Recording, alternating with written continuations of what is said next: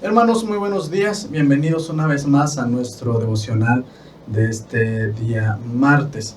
Y el día de hoy vamos a continuar con el estudio o los estudios que estamos desarrollando en el libro de Hechos. Dice la Escritura: todos los que habían creído estaban juntos y tenían en común todas las cosas, y vendían sus propiedades y sus bienes, y lo repartían a todos según la necesidad de cada uno. Hechos capítulo 2, 44 y 45.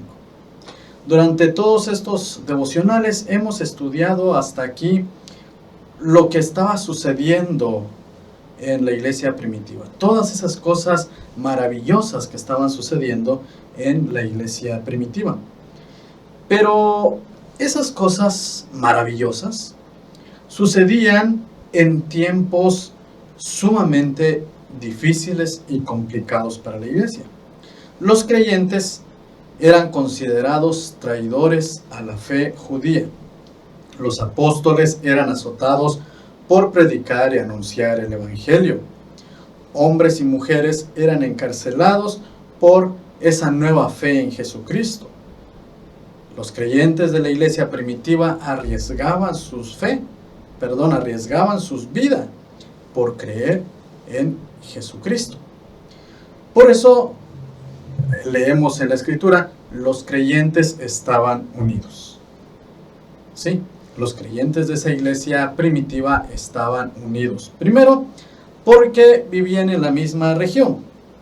La iglesia primitiva era de Jerusalén. Aún el evangelio todavía no había salido de la ciudad de Jerusalén. No se había extendido a otras naciones. La iglesia primitiva era de la ciudad de Jerusalén. Y cuando sucede la persecución, entonces propicia que los evangélicos salieran de Jerusalén hacia otros lugares, y a donde llegaban ellos anunciaban el evangelio.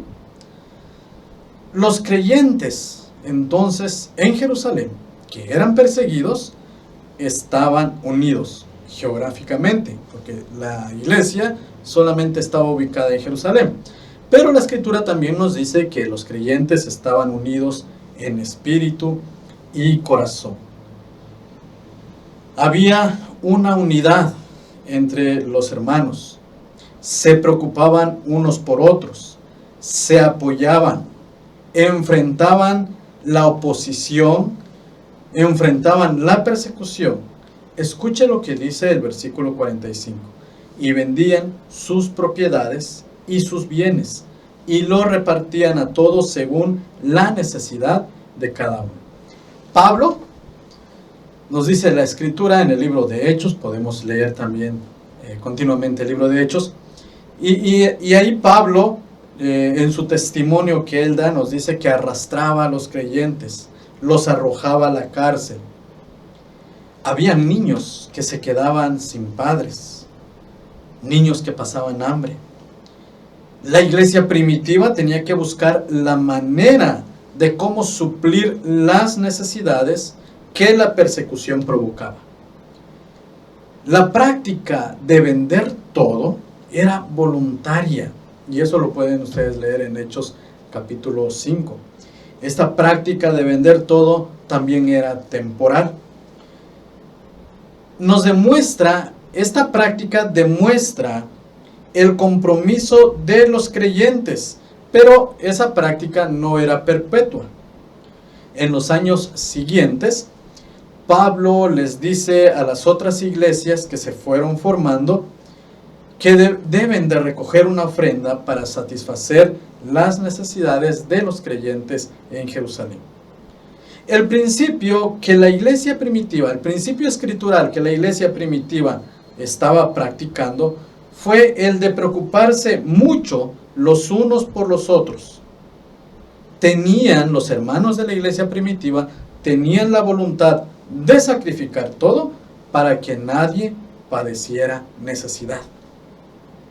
Obviamente, esto era una enseñanza que Jesús realizó en Mateo 5, 40 y 41, que nos dice así: y al que quiera ponerte a pleito y quitarte la túnica, déjale también la capa.